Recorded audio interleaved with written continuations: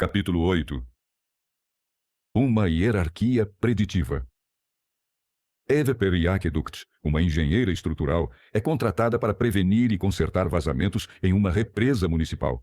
Ela não sabe que o objetivo mais profundo de seu trabalho é garantir água segura e energia para um vilarejo próximo e evitar que ele seja inundado por enchentes. Mas não precisa saber. Sua única tarefa é minimizar o vazamento na represa.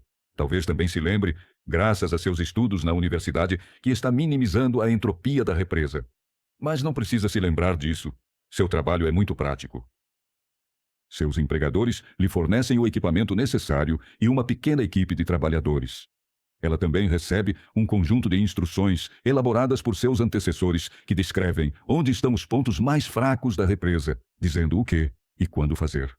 Ela e sua equipe fazem a manutenção e o reparo da represa cuidadosamente, concentrando-se de modo proativo nos pontos fracos e, ao mesmo tempo, tapando os vazamentos espontâneos que aparecem. Pouco a pouco, ao longo dos anos, ela descobre que alguns dos vazamentos inesperados também seguem padrões regulares. Desse modo, atualiza as instruções que lhe foram passadas, tornando-se mais hábil em prever e, portanto, evitar vazamentos. Isso economiza custos. A perspicaz Eve percebe que os padrões de vazamento de longo prazo que ela registrou estão relacionados com as condições climáticas. Seus registros, sem querer, modelaram o clima local, ou seja, os registros e o clima carregam informações mútuas. Sem ter intenção, ela gerou um modelo de um aspecto do mundo que vai além da represa. Os padrões no clima correspondem aos padrões nos vazamentos. Com base nessa descoberta, Eve contrata mais funcionários para criar um departamento de meteorologia, que ela chama de Departamento de Detecção do Clima. Isso gera um novo nível na hierarquia de sua equipe, instalado em um local diferente, e cuja criação é justificada pela expectativa de que ter melhores previsões meteorológicas ajudará a economizar nos custos de reparo a longo prazo. O novo nível torna seu modelo de previsão mais sensível aos contextos esperados. A equipe de meteorologistas não precisa saber que seu trabalho tem algo a ver com a prevenção de vazamentos. Eles se concentram apenas na tarefa de prever mudanças no clima. Eve lhes fornece um gráfico atualizado de condições esperadas, derivado das instruções iniciais, herdadas de seus antecessores. Observe que essas instruções não se referem aos padrões de vazamento esperados, mas às condições climáticas esperadas. Como ela não quer perder muito tempo lendo mensagens, solicita ao novo departamento que envie relatórios somente se ocorrerem desvios dessas condições esperadas. Eve chama esses relatórios de erro e os usa para atualizar ainda mais seu gráfico de condições climáticas esperadas, o qual ela envia de volta à estação meteorológica, sabendo que isso reduzirá a carga de trabalho deles e, em última análise, a sua própria. Tudo isso permite que o Departamento de Meteorologia se concentre de forma eficiente na tarefa que ela lhes deu. Para cumprir suas funções, o departamento instala uma série de instrumentos de amostragem meteorológica em vários locais, alguns localizados a grandes distâncias da represa. Esses barômetros, termômetros, medidores de precipitação e similares são calibrados pela equipe, de forma que só enviem sinais para a estação meteorológica quando os parâmetros que eles medem, pressão do ar, temperatura, umidade, etc., se desviarem dos limites esperados. Esses limites são definidos de acordo com as condições climáticas previstas. Isso, mais uma vez, economiza custos, pois os funcionários contratados para ler os medidores, criando mais um nível na hierarquia, só precisam conferir os instrumentos que transmitem sinais de erro para a estação meteorológica. Ao manter registros cuidadosos desses sinais, a estação pode ajustar de forma periódica os limites esperados para cada instrumento, automatizando ainda mais seus procedimentos, ou seja, reduzindo a frequência dos sinais que exigem o envio dos funcionários que leem e regulam os medidores. Alguns dos algoritmos resultantes tornam-se bastante sutis, pois a equipe aprende que as flutuações nos parâmetros medidos não são necessariamente fixas e regulares. Elas variam de acordo com o contexto. Por exemplo, se a pressão do ar estiver baixa, aumente a precipitação esperada, mas apenas no inverno. Mesmo assim, os leitores e reguladores dos dispositivos de medição não precisam saber nada sobre a tarefa maior do Departamento de Meteorologia. Seu único trabalho é ler medidores e ajustar instrumentos, de acordo com as instruções atualizadas que recebem do escritório de meteorologia. Ainda menos relevante para o trabalho deles é o fato de que os relatórios do Departamento de Meteorologia sobre os desvios das condições climáticas esperadas são enviados para a EV, de modo que ela possa prever com mais segurança os padrões de vazamentos e, assim, realizar um trabalho mais eficiente de manutenção da represa. A propósito, os moradores das proximidades usam essas previsões meteorológicas para seus próprios fins, que não têm nada a ver com a represa. Isso lhes dá uma impressão equivocada do verdadeiro objetivo do departamento, cuja função eles acreditam ser ajudá-los a programar atividades sociais ao ar livre. Com o passar do tempo, Eve Perry Aqueduct percebe que o padrão de vazamentos da barragem está relacionado não apenas com as condições climáticas, mas também com os eventos sísmicos. Por isso, ela cria uma segunda equipe, que chama de Departamento de Detecção de Terremotos. Esse departamento de sismologia concentra-se exclusivamente na modelagem e na previsão de mudanças tectônicas e similares, o que faz com que instale, calibre, monitore e ajuste de forma contínua seus próprios equipamentos técnicos sensoriais. Ele também compila registros complexos, que, como aconteceu com o Departamento de Meteorologia e com a própria EV, permitem que a nova equipe automatize aspectos de seu trabalho e se concentre apenas em flutuações imprevisíveis e de curto prazo. Os moradores do vilarejo também fazem bom uso dessas previsões, é claro, embora esse nunca tenha sido o objetivo delas. Assim, o que surge aos poucos é uma hierarquia preditiva complexa, com vários departamentos, cada um com suas próprias subcamadas, que analisam diferentes parâmetros no mundo além da barragem. Cada nível da hierarquia segue apenas as instruções preditivas atualizadas que recebe do nível acima e relata apenas os desvios dos estados esperados nos parâmetros abaixo que são monitorados nesse nível. Do ponto de vista de Eve, os relatórios compostos que recebe de seus departamentos sensoriais contextualizam uns aos outros. Ela precisa decidir, de tempos em tempos, qual relatório deve ser priorizado. Afinal de contas, seus recursos são limitados. E assim sendo, ela não consegue cobrir todos os eventos possíveis. Eve ainda mantém a barragem com base em seu cronograma de longo prazo, do qual se desvia apenas quando ele não se encaixa nas previsões combinadas que ela recebe de seus departamentos sensoriais. Esses departamentos, por sua vez, só enviam relatórios para Eve quando as amostras de dados que coletam se desviam de suas próprias previsões estabelecidas há muito tempo. E assim por diante, até os leitores e reguladores dos dispositivos de medição. A propósito, toda essa transmissão iterativa de mensagens e atualizações de programação entre os níveis da organização que Eve estabeleceu segue a regra de Bayes. Ela usa as evidências atuais, amostras sensoriais, em conjunto com o conhecimento prévio, hipóteses anteriores, para fazer e revisar suas melhores suposições, hipóteses posteriores sobre o mundo. Com o passar do tempo, o trabalho de Eve se torna repetitivo e entediante, o que a faz esperar ansiosa pela aposentadoria. Ela se pega pensando que, antes de ir embora, gostaria de construir uma represa totalmente nova e melhor. Então, liga para a prefeitura e pergunta: por acaso temos um departamento de reprodução? Muitas funções quase mentais surgem com os sistemas auto-organizados mais básicos. Mas, para explicar como os cérebros reais funcionam, precisamos ver como esses sistemas podem se encaixar em uma estrutura abrangente e mutuamente benéfica. Ficou claro, graças ao trabalho de Freestone, que o sistema nervoso implementa uma hierarquia preditiva iterativa, que funciona de forma muito parecida com a que Eve Perry Aqueduct estabeleceu ao longo do tempo. As muitas funções complexas do cérebro, de fato, podem, em última análise, ser reduzidas a alguns mecanismos simples como esse. Como escreve Jacob Howe, o cérebro está tentando, desesperadamente, mas com habilidade, conter os efeitos de longo e curto prazo das causas ambientais no organismo a fim de preservar sua integridade. Ao fazer isso, surge de modo implícito uma representação do mundo rica e em camadas. Essa é uma bela e humilde imagem da mente e de nosso lugar na natureza. Observe que, na ciência cognitiva, a palavra implícito significa inconsciente. No núcleo do modelo cerebral do Self, no mundo, são geradas previsões específicas da espécie sobre seus limites viáveis, o lado esquerdo da figura 15. Essas previsões são incorporadas em reflexos autonômicos, que assumem a forma de: se eu fizer isso, minha temperatura será de aproximadamente 37 graus Celsius. No nível seguinte, à direita, em torno desse núcleo, o cérebro gera comportamentos instintivos, que assumem a forma de previsões inatas que descrevi em minha análise das emoções básicas. No próximo nível, ele gera comportamentos involuntários adquiridos, a partir de seus sistemas de memória não declarativa de longo prazo. No nível subsequente, gera comportamentos voluntários, a partir de seus sistemas de memória declarativa de longo prazo. E, no nível final e mais externo, gera as ações mais provisórias do aqui e agora, que prevêem o presente, a partir de seus sistemas de memória de curto prazo. Estou simplificando, é claro. Há muito mais do que 5 níveis na hierarquia preditiva do cérebro e eles são organizados em vários fluxos de processamento paralelo.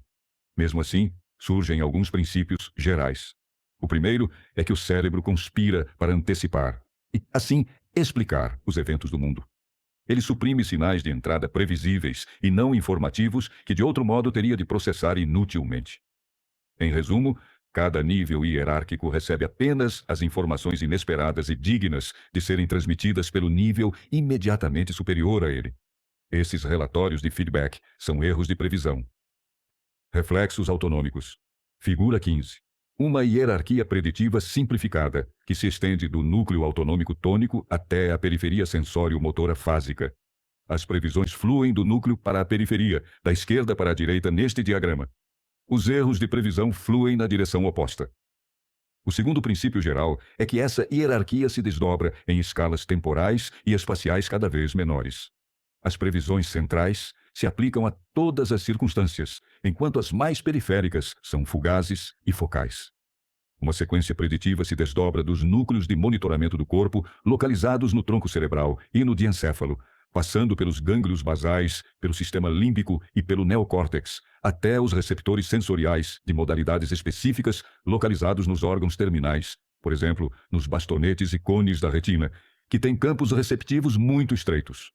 Na periferia, a precisão e a complexidade de curto prazo prevalecem sobre a generalização de longo prazo, que é aproveitada pelas previsões mais profundas.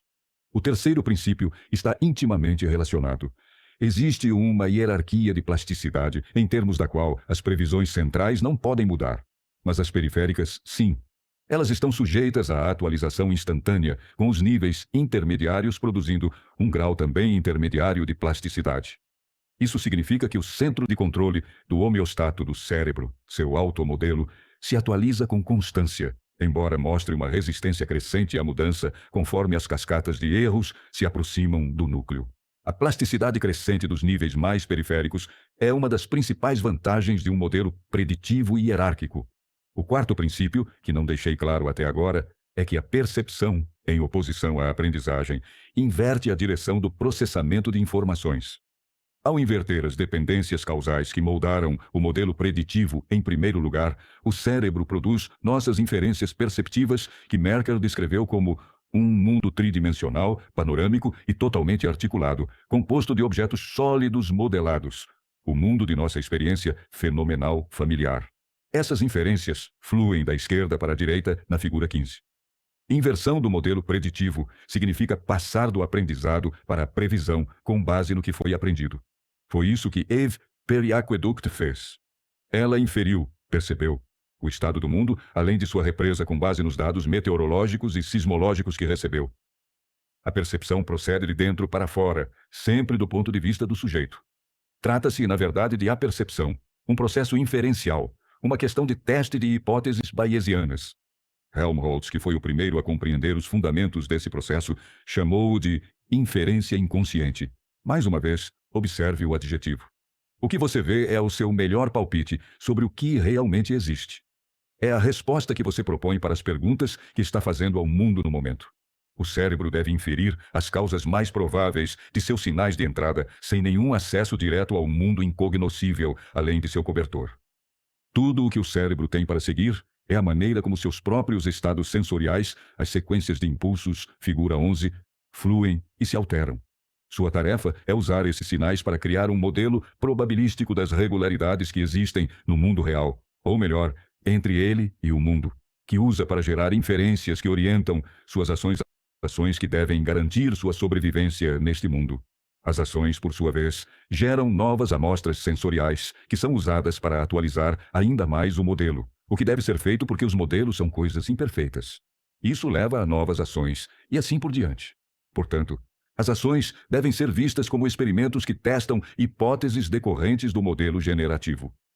Se um experimento não produzir os dados sensoriais previstos, então o sistema deve alterar sua previsão para explicar melhor os dados ou, se continuar confiante na previsão original, obter dados melhores, ou seja, executar ações que alterem sua entrada sensorial. Essas duas opções, alterar a previsão ou a entrada, são os mecanismos fundamentais da percepção e da ação, respectivamente.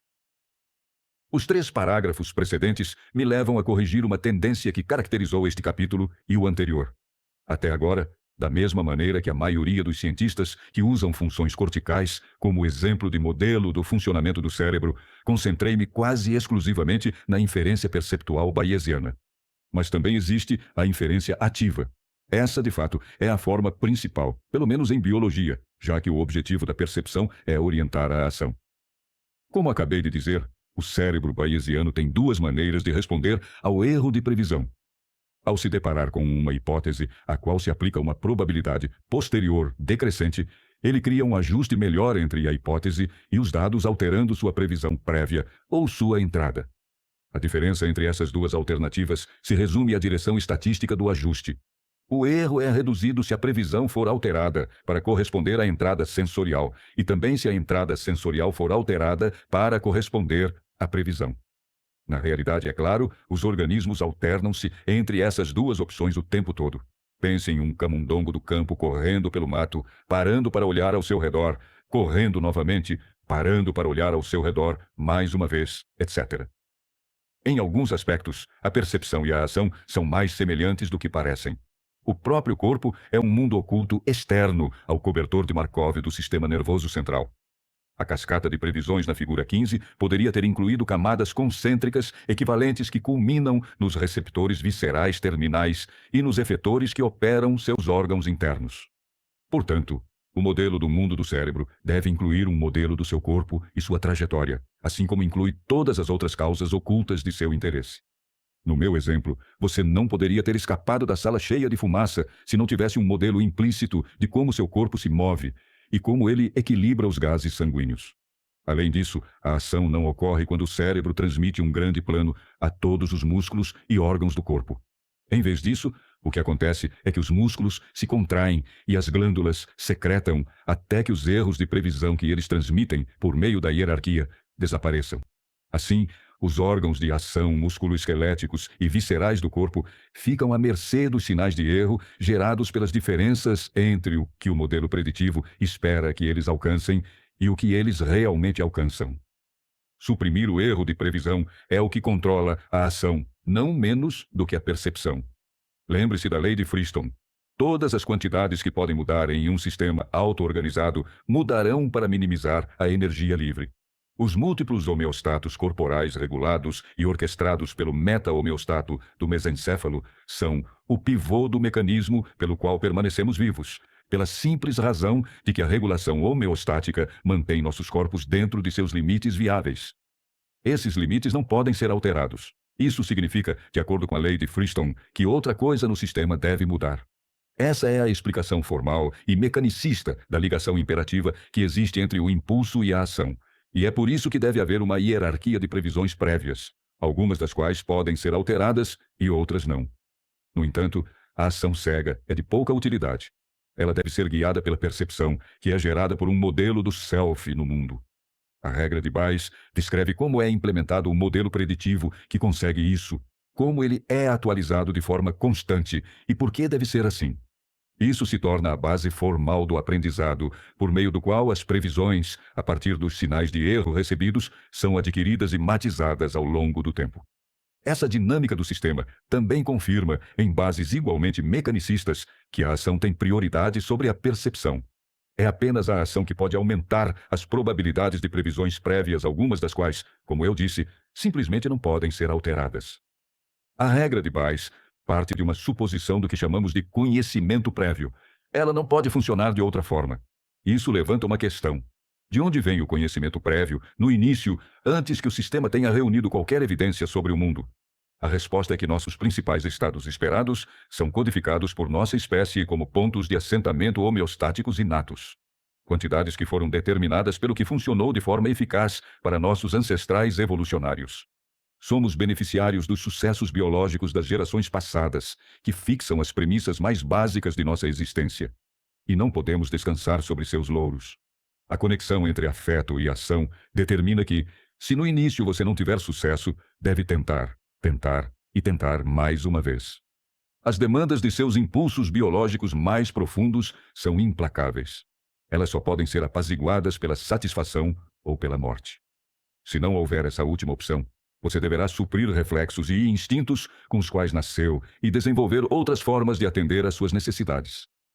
Não há alternativa. Em outras palavras, você precisa aprender com a experiência. Por sorte para nós, o cérebro humano é excepcionalmente bem equipado para fazer isso. Uma implicação interessante de tudo isso é que, se o afeto de fato funciona pelos mecanismos homeostáticos que descrevi, se realmente é uma medida da demanda de trabalho feita à mente em consequência de sua conexão com o corpo, então ele deve ser o veículo fundamental da minimização da energia livre. O afeto, portanto, é o principal meio do desejo e a fonte de toda a vida mental. Antes, eu disse que aprender com a experiência produz um modelo hierárquico do mundo que, quando invertido, gera previsões sobre tal mundo. Mas o processo não termina aí. As previsões precisam ser testadas. Isso causa erros de previsão que são usados para atualizar o modelo. É disso que se trata o aprendizado pela experiência. Os erros de previsão são os sinais sensoriais que não foram previstos por uma hipótese atual, ou seja, aqueles que não foram autogerados. Essa é a parte evidente dos dados. O erro que a maioria dos cientistas cognitivos comete nesse ponto é presumir que os dados recebidos são exclusivamente esteroceptivos. Eles se esquecem de que os erros de previsão, entradas sensoriais, que mais importam para nós, vêm de dentro. O desvio da temperatura corporal esperada, por exemplo, fornece um feedback sensorial, assim como eventos externos inesperados. O mesmo acontece com o sinal de erro homeostático que dá origem ao alarme de sufocamento. Esses sinais geram afetos, não percepções. Como disse Freud, o prosencéfalo é um gânglio simpático. A confusão a esse respeito é o preço perene que meus colegas pagam por adotar a falácia cortical. A consciência toda, ela é gerada de forma endógena. Em sua origem, a consciência é o afeto. Em seguida, ela é estendida para fora, para a percepção, a fim de avaliar as inferências perceptivas, da maneira que descreverei agora. Finalmente, podemos abordar a questão: por que e como as funções naturais de autopreservação descritas neste capítulo se tornam conscientes? Sabemos que a consciência está fundamentada no afeto, nos sentimentos.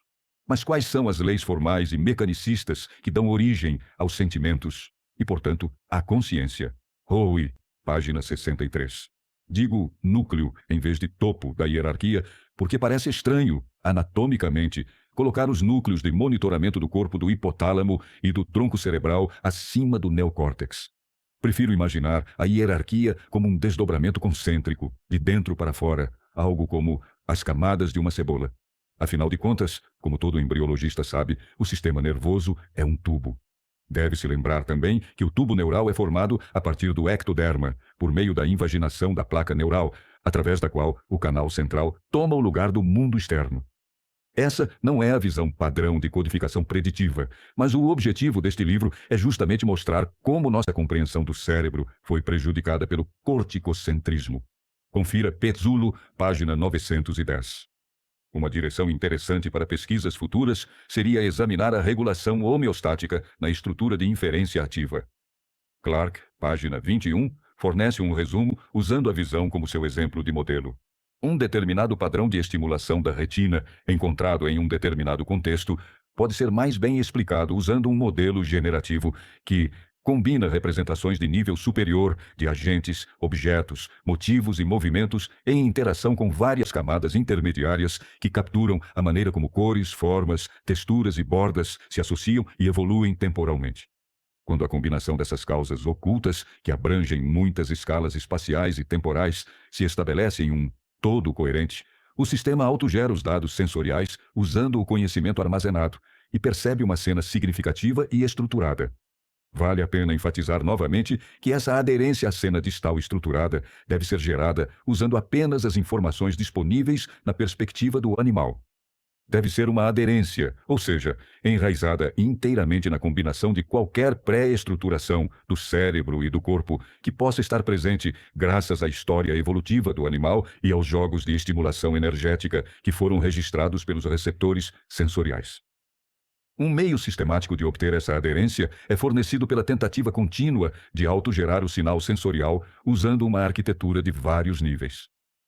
Na prática, isso significa que as conexões de cima para baixo e laterais em um sistema multinível passam a codificar um modelo probabilístico de causas interativas que operam em várias escalas de espaço e tempo. Reconhecemos objetos, estados e assuntos, encontrando o conjunto mais provável de fatores que interagem, causas distais, cuja combinação geraria, portanto, preveria e explicaria melhor os dados sensoriais recebidos. Confira Gregory. Esse parágrafo parafraseia Howe, páginas 81 a 82, mas corrige seu viés esteroceptivo. Não quero dizer que os pontos de ajuste homeostático nunca mudam, apenas que seus graus de liberdade são muito limitados. Por isso, quase toda a alostase envolve mudanças comportamentais em vez da atualização de princípios inatos. Estou deixando de lado a questão do bias empírico aqui. É possível aprender do zero, mas isso é muito caro do ponto de vista biológico. Para ilustrar a extensão do problema, considere Howe, página 206. Apesar de contar toda a história do erro de previsão, parece não haver contradição em conceber uma criatura com toda a maquinaria para minimizar o erro de previsão e que se envolve na mesma inferência perceptual que nós, em qualquer grau de detalhe natural e neuronal que quisermos especificar, mas que não é fenomenalmente consciente. Esperaríamos que a criatura fosse consciente, é claro, mas nada na história física total implica que ela seja. Isso significa que fica em aberto a questão sobre saber se a consciência é algo além do físico ou não. Como uma criatura com exatamente o mesmo mecanismo neural que você e eu poderia não estar consciente? Eu afirmo que o zumbi filosófico que Howe imagina aqui não tem o mecanismo para os sentimentos. Para uma abordagem alternativa do problema levantado por ele, ver capítulo 12. Capítulo 9. Por que e como a consciência surge? A pergunta básica que os seres vivos sempre devem fazer a si mesmos é: o que acontecerá com minha energia livre se eu fizer isso? Mas fazer o quê? Os possíveis cursos de ação em um determinado momento não são arbitrários ou infinitos. Eles são ditados pelas necessidades atuais. Há, é claro, uma ligação íntima entre necessidades e ações. Cada necessidade exige sua própria ação adequada. Se você está com fome, deve comer. Se está cansado, deve descansar. Entretanto, há um gargalo prático. Você só consegue fazer uma ou duas coisas ao mesmo tempo. Isso significa que, para selecionar sua próxima ação, você deve classificar suas necessidades atuais por urgência. Duas coisas tornam essa tarefa de classificação mais complicada do que pode parecer de início. Primeiro, as nossas necessidades de organismos complexos geralmente não precisam ser satisfeitas em uma ordem fixa. Comer e dormir. O que é mais importante? Isso depende de uma série de considerações. E, segundo muitas das necessidades dos organismos complexos, nem sempre podem ser satisfeitas pela mesma ação.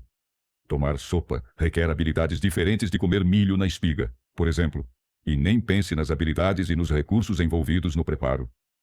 Em ambos os aspectos, o que fazer em seguida depende sempre do contexto. É por isso que as necessidades internas devem ser priorizadas em detrimento das condições externas predominantes. Nascemos com previsões específicas da espécie sobre o que fazer em estados como fome, sede, medo e raiva. Essas previsões inatas são chamadas de reflexos e instintos, ferramentas de sobrevivência herdadas, pelas quais temos todos os motivos para ser gratos. No entanto, elas não são flexíveis o suficiente para lidar com a variedade e a complexidade das situações com as quais realmente lidamos. Precisam ser complementadas. Esse é o papel do aprendizado pela experiência. Já associamos esse aprendizado à lei do afeto. A valoração afetiva, nosso sentimento sobre o que é biologicamente bom e ruim para nós, nos orienta em situações imprevistas. Concluímos que essa maneira de sentir nosso caminho em meio aos problemas imprevistos da vida, usando o comportamento voluntário, é a função biológica da consciência. Ela orienta nossas escolhas quando estamos no escuro. Mas para fazer isso, é claro, deve associar nossos afetos internos, enraizados em nossas necessidades, com representações do mundo externo. Isso explica por que a excitação é acompanhada de sentimentos e percepções conscientes sobre as coisas. No final do capítulo 6, admiti que o grande mistério dessa conjunção, o mistério de como a experiência subjetiva se encaixa na estrutura do universo físico, só poderia ser resolvido se reduzíssemos os fenômenos fisiológicos e psicológicos às suas causas mecanicistas subjacentes. Essas causas deveriam ser reveladas em uma profundidade de abstração que somente a física poderia proporcionar. Nos 2 capítulos anteriores, iniciei uma descrição formal desses mecanismos unificadores. Agora é hora de concluir essa descrição. Se a auto-organização e a homeostase não explicam por si sós por que e como a consciência surge, o que explica? Como o processo biológico de priorização de necessidades que acabei de resumir se relaciona formal e mecanicamente com a minimização da energia livre? E por que o resultado desse processo parece ser algo destinado a, e por causa de, alguns sistemas auto-organizados? O ponto de partida da minha resposta é exatamente o fato que acabei de enfatizar. Criaturas complexas como nós, vertebrados, têm várias necessidades. Ou seja, temos vários subsistemas internos, cada um regulado por seus próprios mecanismos homeostáticos, e todos eles contribuem com valores de erro para o cálculo geral da energia livre. Nossas necessidades biológicas são esses valores de erro. Quando as necessidades são sentidas como afetos, nós as descrevemos como positiva ou negativamente valoradas. Isso significa que têm valor subjetivo. Elas nos parecem boas ou ruins. Os behavioristas tentaram objetivar o valor, redefinindo os sentimentos agradáveis e desagradáveis como estímulos de recompensa e punição. Mas já tratamos desse assunto. A valoração não reside no estímulo. Ela é inerentemente subjetiva e qualitativa. O que é emocionante para uma pessoa pode ser aterrorizante para outra. Mas será que é impossível quantificar a valoração? Considere a figura 12. Quanto mais a seta se desviar para a direita, maior será o desprazer. Assim, em um determinado momento, seu valor de fome pode ser 3/10, que é pior do que 1/10, e seu valor de sede pode ser 2/10, que é melhor do que 5/10, por exemplo. Os cientistas do afeto fazem esse tipo de medição o tempo todo. Eles pedem aos participantes da pesquisa que classifiquem seus prazeres e desprazeres nas chamadas escalas Likert. Embora essas escalas sejam subjetivas, o fato de serem quantificáveis em princípio deixa em aberto a questão. Por que os afetos precisam ser qualificados? Se os sistemas auto-organizados podem registrar respostas despertadas por equipamentos, ou seja, seus próprios estados, como quantidades, em princípio, então, o que a qualidade acrescenta? Essa pergunta diz respeito ao que os filósofos chamam de qualia, o material mental elusivo que supostamente não pode ser acomodado em nossa concepção fisicalista do universo. A resposta começa com o fato de que as necessidades não podem ser combinadas e somadas de maneira simples. Nossas múltiplas necessidades não podem ser reduzidas a um único denominador comum. Elas devem ser avaliadas em escalas separadas e aproximadamente iguais, de modo que cada uma delas possa receber o que lhe é devido. Não se pode simplesmente dizer que 3/10 da fome mais 1/10 da sede é igual a 4/20 da necessidade total. E depois tentar minimizar a soma, pois cada necessidade deve ser satisfeita por si só. O metabolismo energético não é o mesmo que a hidratação, a termorregulação, etc. Cada um deles é essencial. Como diz o neurocientista comportamental Edmund Rawls, se a recompensa alimentar fosse sempre muito mais forte do que as outras recompensas, os genes do animal não sobreviveriam, pois ele nunca beberia água. Considerando esses fatores, faz sentido que os sistemas biológicos auto-organizados distingam suas necessidades, seus valores de erro, de forma categórica. A distinção entre variáveis categóricas é qualitativa. Como o tipo de erro A de 8/10 não pode ser equiparado ao tipo de erro B do mesmo valor pelos motivos que acabei de explicar, eles devem ser tratados como variáveis categóricas. Isso permite que o sistema dê a cada um deles o que lhes é devido no longo prazo e os priorize de modo contextual. É por isso que faz sentido que sistemas complexos, autoevidentes, categorizem, para codificar por cores ou aromatizar, seus múltiplos homeostatos, de modo que possam computá-los independentemente uns dos outros e priorizar os resultados. Não apenas as diferentes necessidades contribuem com quantidades diferentes para a energia livre total. As diferentes quantidades também têm implicações diferentes para o animal em contextos diversos. Por exemplo, a fome supera a sonolência em algumas situações, mas não em outras. Isso contribui muito para a incerteza, o inimigo mortal das máquinas de previsão. O aumento da incerteza é um estado de coisas perigoso para qualquer sistema auto-organizado. Ele prevê o fim do sistema. Mais incerteza exige mais complexidade computacional, o que significa mais fluxo de informações, o que significa mais entropia. Assim, a categorização se torna uma necessidade quando o valor relativo de diferentes quantidades muda ao longo do tempo. Se 8 décimos para A vale no presente, mas nem sempre mais do que 8 décimos para B. É concebível que um conjunto extremamente complexo de algoritmos de modelo possa evoluir para calcular as demandas relativas de sobrevivência em todas as situações previsíveis, de maneira que nos permita priorizar automaticamente as ações com base nisso. Entretanto, esses modelos complexos são muito dispendiosos, em todos os sentidos da palavra. Eles não são fáceis de manusear, o que significa atraso, que pode ser a diferença entre a vida e a morte. E exigem muito poder de processamento, o que significa ter que encontrar mais recursos de energia. Os estatísticos chamam de explosão combinatória o aumento exponencial dos recursos computacionais exigidos por um aumento linear na complexidade do modelo. Além disso, é improvável que um modelo complexo que preveja com precisão o que acontece em uma situação específica consiga prever com a mesma precisão o que acontecerá em outras situações. Em termos estatísticos, dizemos que modelos excessivamente complexos se ajustam demais a uma amostra de dados. O modelo de Eve-Perry Aqueduct de previsão de vazamento em sua represa não se baseou em eventos de hora em hora e dia a dia nas semanas anteriores. Em vez disso, ele se baseava em médias de longo prazo, extraídas de muitas amostras de dados coletadas durante vários anos. Isso tornou seu modelo mais simples e, portanto, mais generalizável. De acordo com o princípio da navalha de Ockham, a lei da parcimônia, queremos modelos preditivos simples. A simplificação é essencial se nossos modelos forem aplicados em uma ampla gama de situações. Eles devem ser úteis, não apenas aqui e agora, mas também em muitos outros contextos. Assim, os modelos preditivos devem ser simples. No entanto, como disse Einstein, tudo deve ser feito da forma mais simples possível, mas não de forma simplória. Como encontrar o equilíbrio certo?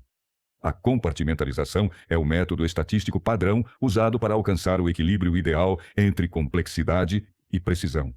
Isso pode ser feito de várias formas. Por exemplo, uma parte do seu cérebro visual calcula o que você está olhando, ao passo que outra parte calcula onde está.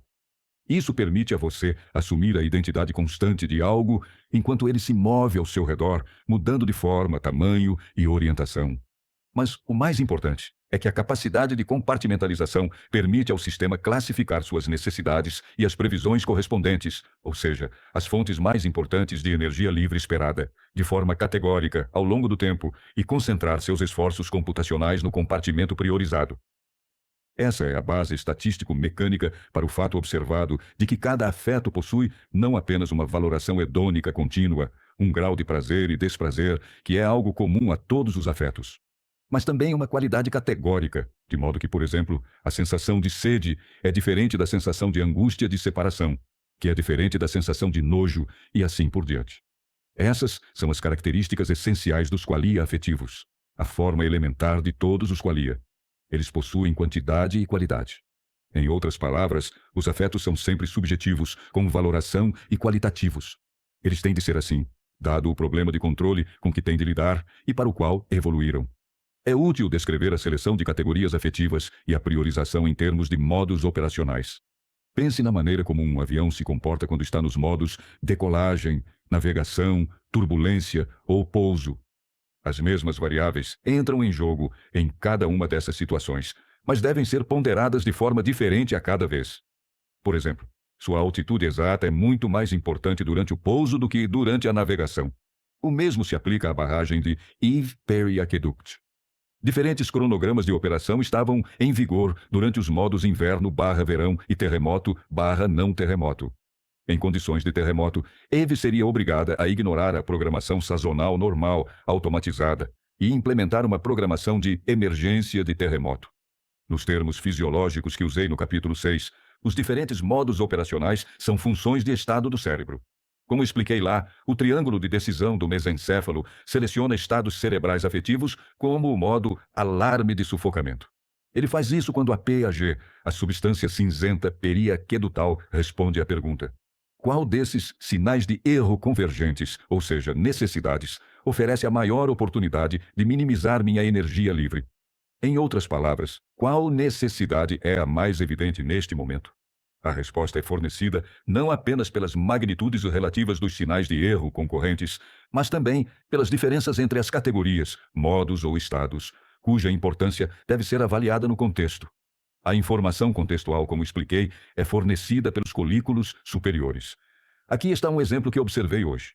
Quando saí para correr às 7 horas da manhã, estava escuro e 1 hora depois, ao voltar, estava claro.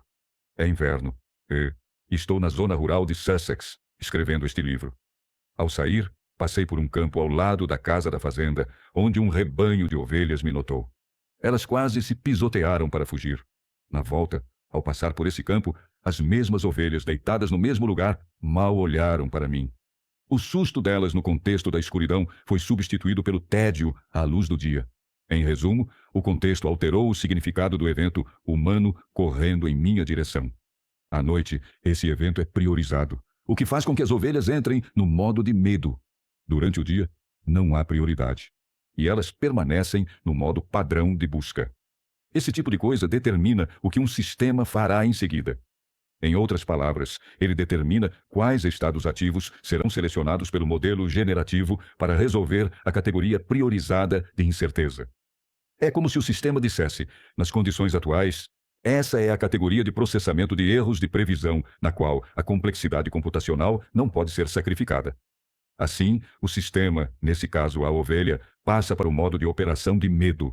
Ele executa a melhor estratégia que seu modelo generativo pode fornecer nessas circunstâncias. Foge. Em seguida, depois de levar em conta tudo o que aprendeu sobre o campo específico em que está, o contexto esperado, ele espera o melhor, mas se prepara para o pior. Com isso, quero dizer que executa seu plano com cautela, pronto para se adaptar aos desdobramentos. A mudança para o modo de medo significa que a necessidade priorizada se tornou um afeto. Em outras palavras, tornou-se consciente. Por quê?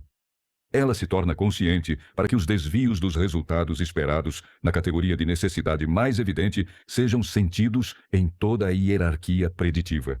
É nisso que se constitui o afeto. Ele é a resposta despertada por equipamentos à pergunta que o sistema fez a si mesmo. Qual desses sinais de erro convergentes oferece a maior oportunidade de minimizar minha energia livre? Na África do Sul, onde moro a maior parte do tempo, temos muitas oportunidades de testemunhar como a seleção por afeto funciona em condições naturais, ou seja, nos tipos de condições em que esse mecanismo evoluiu em primeiro lugar.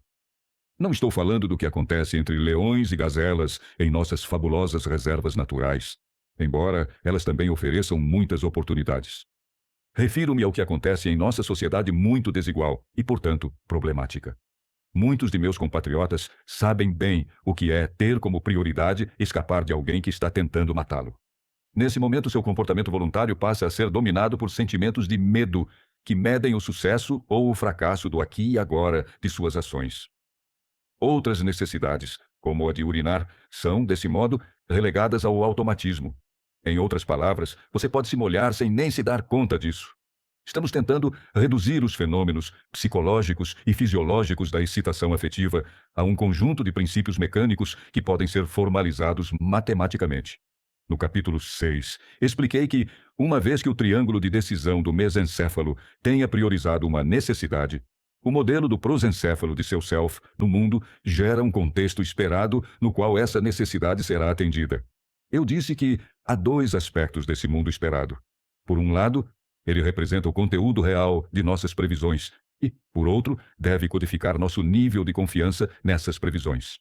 O primeiro aspecto é fornecido pelas redes de memória de longo prazo do prosencéfalo, que filtram o presente por meio das lentes do passado. Apresentei no capítulo 7 os princípios que regem isso.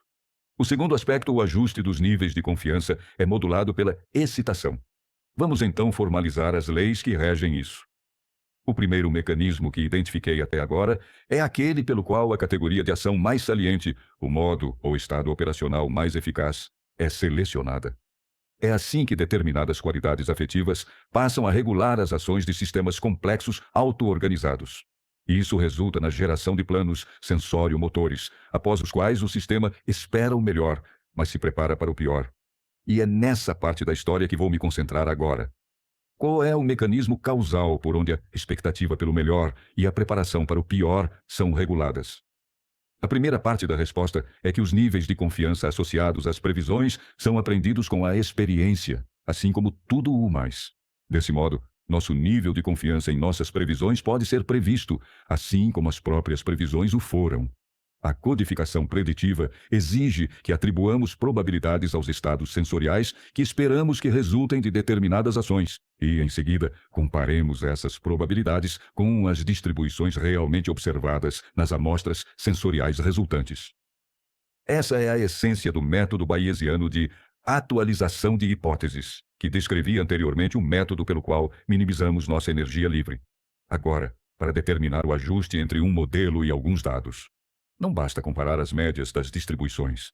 É necessário também avaliar a variação em torno das médias. Ver figura 16.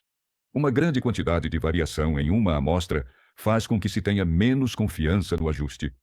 Se as notícias informarem: o rei morreu, o rei morreu, o rei morreu, eu provavelmente as levarei mais a sério do que se fossem: o rei está morto. Não, o rei não está morto. Na verdade, parece que o rei pode estar morto, afinal. Os julgamentos da diferença entre uma distribuição prevista e uma amostra de dados são mais fáceis de ser feitos quando a distribuição é estreita e precisa. O que devemos buscar é a precisão em nossas interações com o mundo. Para tanto, nossos modelos devem ter um mecanismo de previsão de precisão que nos permite ponderar a precisão esperada dos sinais de erro recebidos em relação à precisão que atribuímos a uma previsão de saída.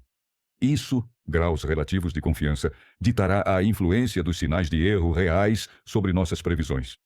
Se estivermos cada vez mais confiantes a respeito de um sinal de erro recebido, ele deverá nos deixar cada vez menos confiantes a respeito de nosso plano de ação atual, ao passo que desenvolvimentos vagos e inesperados não deverão nos impedir de seguir nosso curso predeterminado.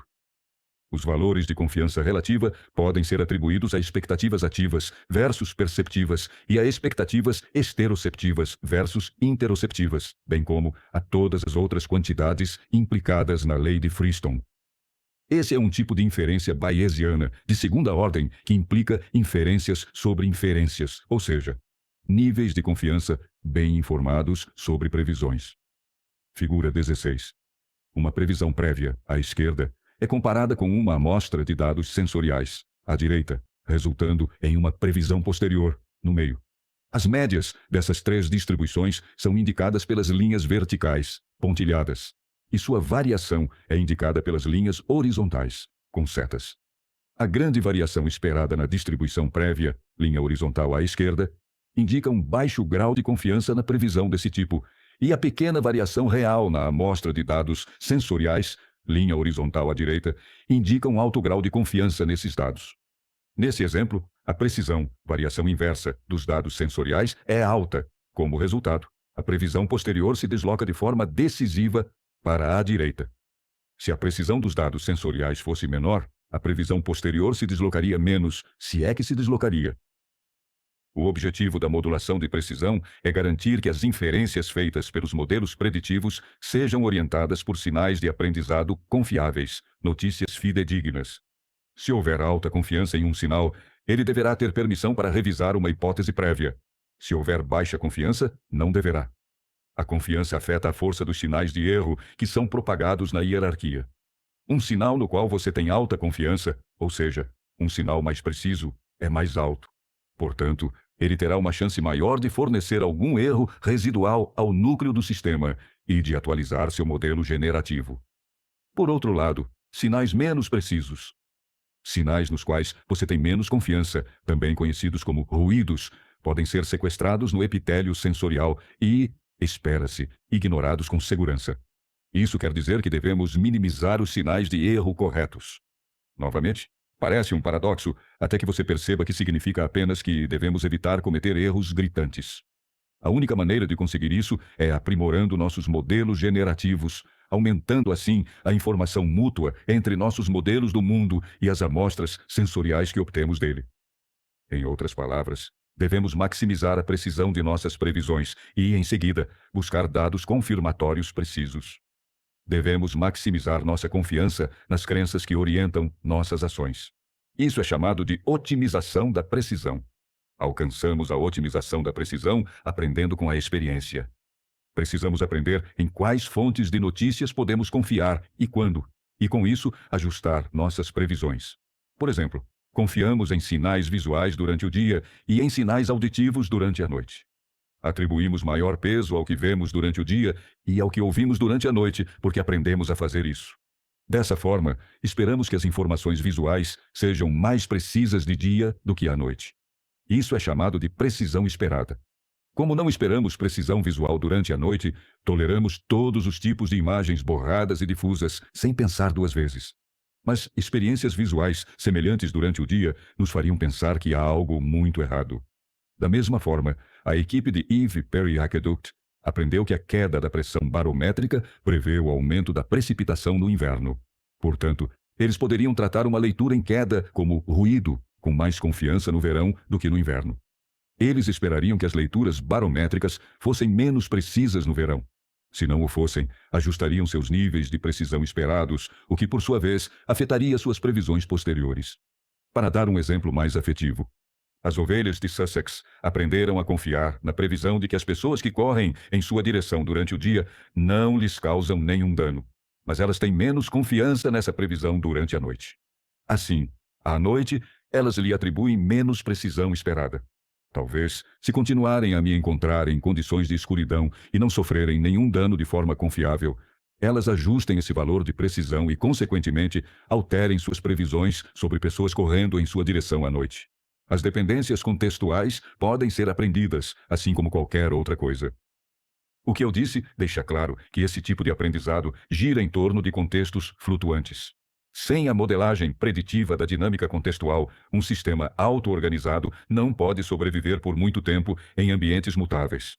O modelo generativo deve incorporar essa dinâmica e aprender a prever graus de precisão. E o ajuste dos valores de precisão, como tudo mais no cérebro preditivo, deve seguir a lei de Freestone. A precisão é como o cérebro representa seu grau de confiança em uma determinada fonte de evidência sensorial ou nas consequências previstas de uma determinada ação. Os valores de precisão quantificam as expectativas sobre a variabilidade. Portanto, eles são representações da incerteza. Quão confiante estou em relação a esse sinal de erro no contexto atual? Quanto peso devo dar a ele neste momento? O valor de 8 sobre 10 para A é maior ou menor do que 8 sobre 10 para B nas condições atuais? Já vimos a fisiologia disso. O triângulo de decisão do mesencéfalo prioriza uma necessidade e, em seguida, o modelo do prosencéfalo do self no mundo gera um contexto esperado no qual essa necessidade priorizada será atendida. Há duas facetas nesse mundo esperado: o conteúdo real das previsões e o nível de confiança que o sistema tem nelas. Agora que sabemos como esses níveis de confiança são quantificados, podemos inseri-los em nossa descrição da fisiologia da excitação. Depois que o triângulo de decisão seleciona sua necessidade mais evidente no momento, fato que determina o estado afetivo do sistema, que, por sua vez, determina o contexto esperado gerado pelos sistemas de memória de longo prazo do prosencéfalo, o sistema de ativação reticular começa a trabalhar. Os sistemas de memória atribuem valores de precisão de linha de base para o contexto esperado e os aplicam em toda a hierarquia preditiva. Em seguida, uma nuvem de neuromoduladores se espalha pelo prosencéfalo, estimulando alguns canais a disparar rapidamente e desencorajando outros de fazê-lo. Essas taxas de disparo estabelecem o peso que será dado às previsões atuais e aos erros que as acompanham, o que governa o grau de transmissão desses erros. Em outras palavras, os valores de precisão determinam o grau de confiança que o sistema tem sobre os resultados que espera obter com o curso de ação que agora se desenrola nos vários níveis da hierarquia. Então, mais uma vez, ele espera o melhor, mas se prepara para o pior. Muitas coisas surpreendentes podem ser previstas quando nos acostumamos a elas. No entanto, se tudo o que podemos fazer é esperar o melhor e nos preparar para o pior, isso implica que algumas coisas não podem ser previstas. E essa é a segunda parte da história. Tal fato exige que o sistema ajuste seus níveis de confiança na hora, ou seja, que module a excitação no contexto dos eventos à medida que eles acontecem. Eu disse antes ser concebível a evolução de um conjunto extremamente complexo de algoritmos modelo, não importa o quanto eles se tornem complicados, que calcula as demandas relativas de sobrevivência em todas as situações previsíveis e prioriza suas opções de ação com base nisso, apesar da explosão combinatória. Mas como o organismo escolhe entre A e B quando a própria incerteza se torna o principal determinante da seleção de ações? Isso é o que acontece em situações novas, por exemplo, que estão longe de ser raras na natureza. O que os fisiologistas chamam de modulação da excitação, os cientistas da computação chamam de ponderação de precisão. Como você acabou de ver, um sinal preciso nada mais é do que aquilo que chamei anteriormente de sinal alto, um sinal forte. Isso implica que a modulação da confiança em um sinal de erro deve seguir os desvios de sua força esperada. E esses desvios devem ser minimizados. Como em todos os sinais de erro homeostáticos, é bom para nós, sistemas biológicos, quando as coisas saem como esperado, e ruim quando a incerteza prevalece. À medida que a sequência de ações se desenrola, os níveis de confiança da linha de base são ajustados para cima e para baixo pelo sistema de ativação reticular. Pense nos leitores e reguladores de Evper-Aqueduct. Ou seja, o contexto sensório-motor em desenvolvimento é apalpado. E as ponderações de confiança do sistema são ajustadas com base nas flutuações em desenvolvimento da incerteza esperada. As alterações na excitação acompanham a confiabilidade estimada dos erros de previsão amostrados. Dessa forma, os valores flutuantes de precisão estimam a confiabilidade variável dos sinais que se desdobram e trazem as notícias. Esses valores, por sua vez, determinam todo o resto que o sistema faz, de acordo com a lei de Freestone. Tudo isso sugere que a otimização da precisão é a base estatística e mecânica da priorização de sinais em geral, ou seja, é o resultado crítico de tudo o que vimos acontecer no triângulo de decisão do mesencéfalo e no sistema de ativação reticular. A otimização da precisão é a forma como os múltiplos sinais de erro que convergem para P e a G foram priorizados, trazendo a necessidade mais evidente para a consciência afetiva, levando a uma série de escolhas que se desdobram em um contexto esperado e são guiadas por precisões esperadas. Agora, elas devem ser moduladas com base em eventos sensoriais inesperados. Talvez isso pareça bastante abstrato, mas para mim é muito próximo da vida cotidiana. Grande parte de sua experiência se resume a pequenos impulsos de sentimentos conforme você percebe coisas que não são exatamente como esperava que fossem, seguidas de análises cognitivas em busca de maneiras de preencher a lacuna. Você se lembra de um e-mail que precisa enviar. É só quando sua mão não encontra a tela rígida do telefone que você percebe que já estava tentando pegá-lo. Mas, se ele não está ali ao seu lado, onde você o deixou? Na cozinha, onde você estava 5 minutos atrás. Veja este outro exemplo, um pouco mais significativo do ponto de vista afetivo. Um encontro com um possível parceiro amoroso. Você acha que pode conquistar a pessoa esta noite? Imagina a possível sequência de eventos e define um plano de ação. Depois, espera o melhor.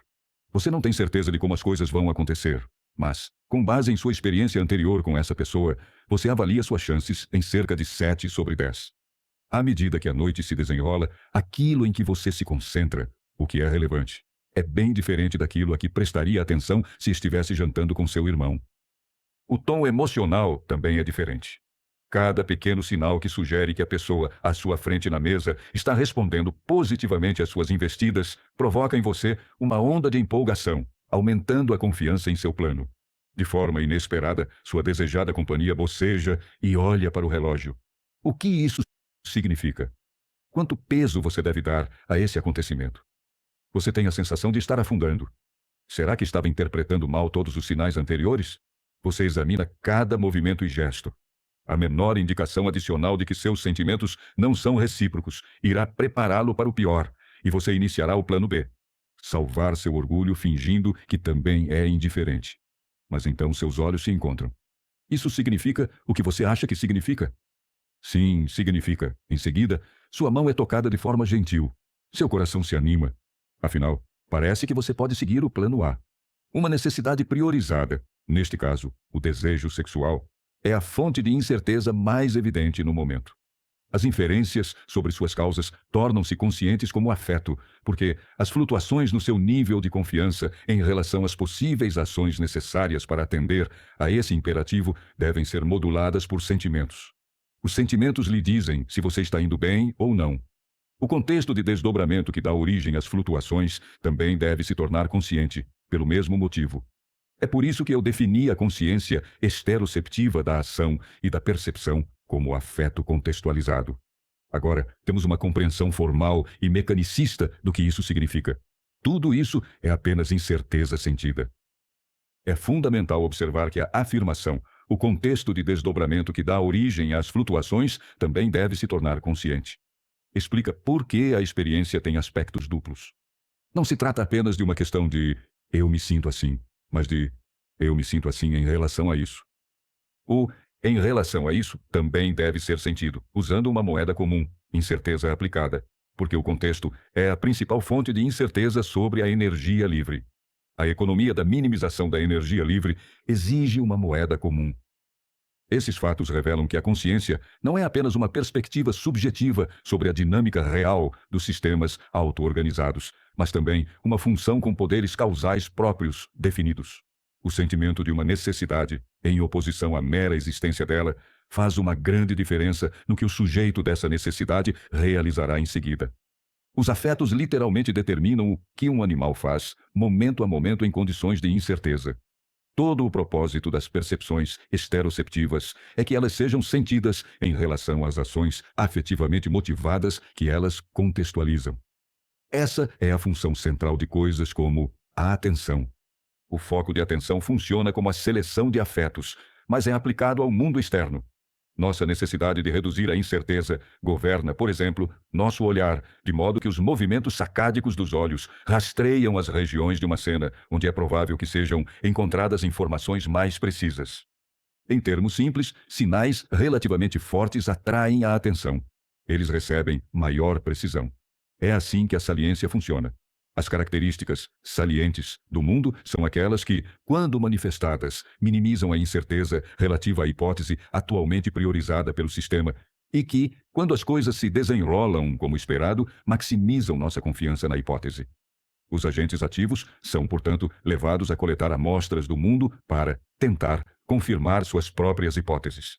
Como essas são, em última análise, hipóteses sobre como atender às nossas necessidades, isso significa que cada espécie é levada a selecionar seu próprio mundo perceptivo. A orientação compreensiva de cada espécie é ditada pelas coisas que são importantes para ela. Assim, humanos, tubarões e morcegos vivem em mundos subjetivos diferentes.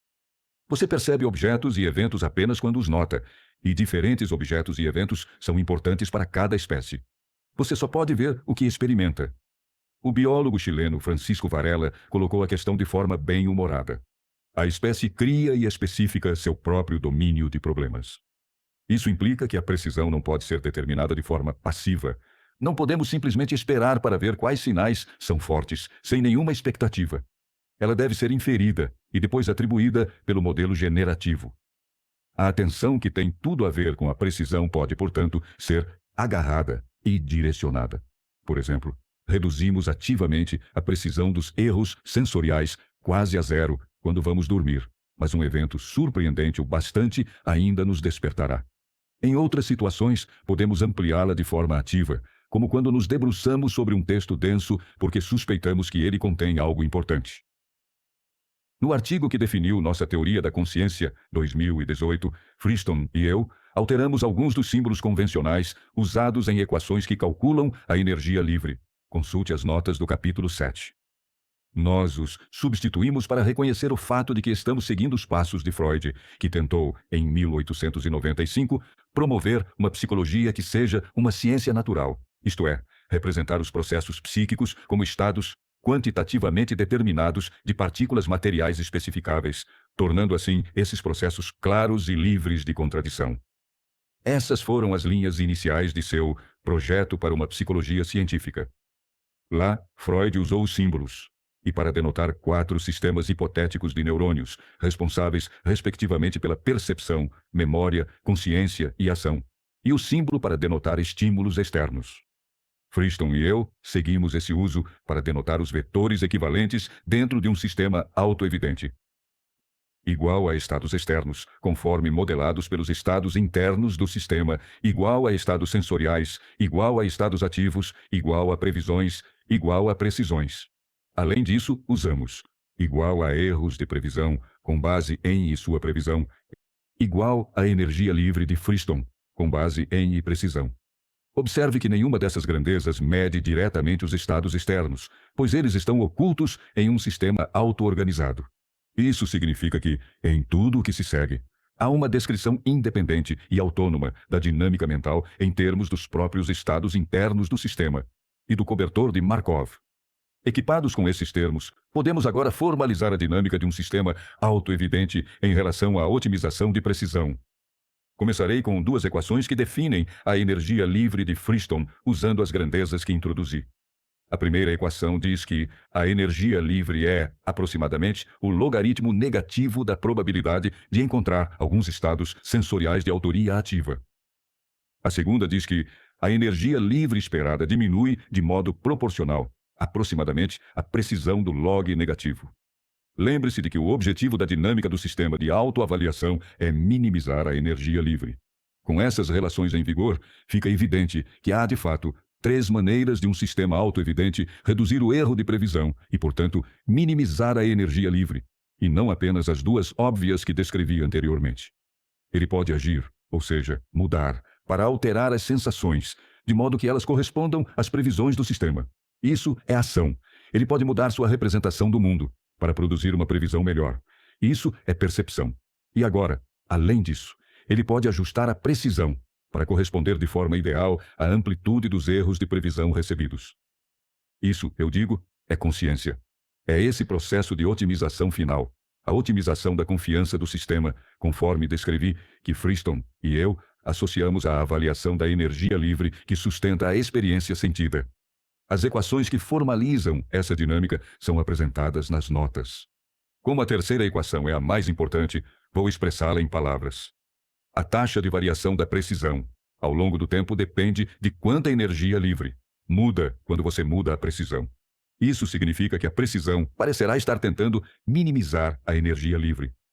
A taxa desse processo de minimização da energia livre é a diferença entre a variância, a precisão inversa, e a soma dos erros de previsão ao quadrado E.E. Em termos mais básicos, a terceira equação quantifica como o ajuste contínuo da precisão implementa a lei de Friston, juntamente com a ação e a percepção. Em resumo, ele quantifica como a consciência contribui para a ação, a percepção e a atualização do modelo, e, portanto, para minimizar a energia livre. A figura 17 representa de forma visual essa dinâmica. Figura 17. A dinâmica de um sistema autoevidente equipado com otimização de precisão. Os símbolos são explicados no texto, que denota a própria realidade externa que está oculta do sistema e, portanto, não aparece nas equações. Conceitualmente, a precisão é um determinante fundamental da minimização da energia livre e, portanto, da ativação dos erros de previsão. A precisão determina quais erros de previsão são selecionados e, portanto, em última análise, como representamos o mundo e nossas ações sobre ele. Se a precisão é excitação, e ela é, isso explica, formal e mecanicamente, porque a otimização da confiança é sempre e apenas um processo endógeno. A consciência precisa vir de dentro. O processo que apresentei aqui se manifesta de várias formas. Vamos considerá-lo mais uma vez em termos biológicos, ou seja, fisiológicos e psicológicos. No domínio esteroceptivo, ele se manifesta como atenção e atenuação, associadas ao aumento e à diminuição da precisão sensorial. No domínio proprioceptivo, corresponde à precisão das possibilidades motoras, possíveis usos de objetos, do tipo associado à seleção e realização de metas. No domínio interoceptivo, determina a intuição, ou seja, a melhor explicação para os sinais interoceptivos que foram ativados ou despertados. Entretanto, é muito importante observar que todos esses aspectos, esterocepção, propriocepção e interocepção, podem ocorrer sem consciência. Ela é a sensação desses aspectos. Resumindo, a tarefa da precisão é despertar representações e expectativas. Na ausência de precisão, os erros de previsão não conseguirão induzir nenhuma síntese perceptual ou comportamento motivado. Em outras palavras, sem precisão, os erros de previsão seriam sequestrados no ponto de sua formação. Foi isso que aconteceu com os pacientes acinéticos mudos de Oliver Sacks, por exemplo. Essa formulação de precisão implica os mecanismos neuromoduladores descritos no capítulo 6. Esses mecanismos geram estados alterados de consciência e sonhos, e são alvo de drogas que alteram a consciência, ou seja, psicotrópicos e psicodélicos. Essa formulação de precisão também confere alguma validade às versões neuromoduladoras da teoria do espaço de trabalho global da consciência, discutida brevemente no capítulo 4. Não é de surpreender que o papel da precisão na psicopatologia seja um tema importante no crescente campo da psiquiatria computacional. Lembre-se do caso anterior do Sr. S, no qual vimos o que acontece quando os sinais de erro recebem um peso muito pequeno. Podemos ver na figura 17 como seu triângulo de decisão e, portanto, seu sistema de ativação reticular. Deram peso excessivo ao seu modelo de previsão e muito pouco aos seus erros de previsão. Como você viu, isso tem tudo a ver com os sentimentos dele. Sei que parece estranho falar sobre consciência em termos mecanicistas como esses. Isso se deve ao fato de eu estar descrevendo as leis subjacentes à experiência fenomenal e não à experiência fenomenal em si.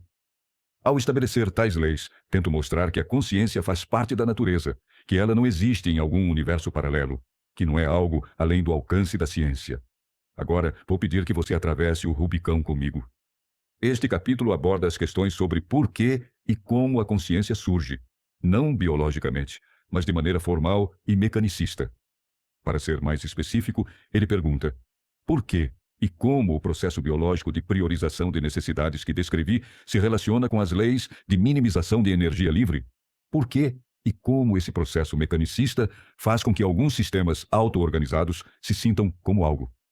A questão que venho abordando nas últimas páginas, sob a perspectiva da física estatística, é a primeira. Portanto, agora preciso explicar de forma direta por que e como a dinâmica estatístico-mecânica que descrevi gera experiências sentidas. Como um mero sistema de processamento de informações pode ter sentimentos. Para explicar isso, preciso pedir que você dê um salto que muitos cientistas naturais relutam em dar em detrimento da ciência, e, especialmente, da ciência mental. Trata-se de considerar a dinâmica mecanicista que descrevi do ponto de vista do sistema.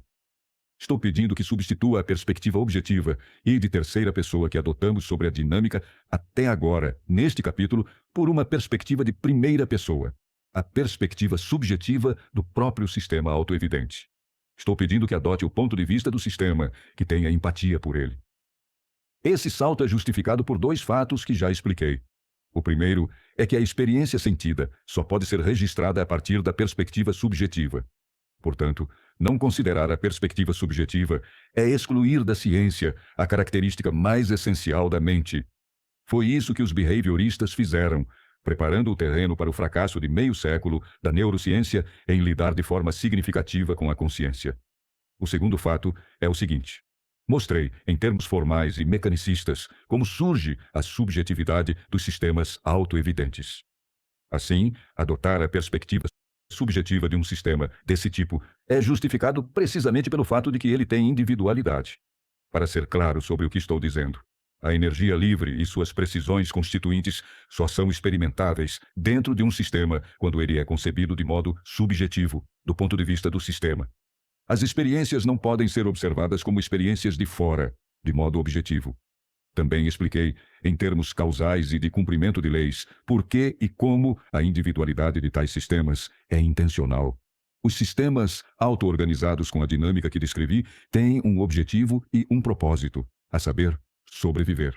Isso significa que eles têm um sistema de valores, o mesmo que sustenta toda a vida.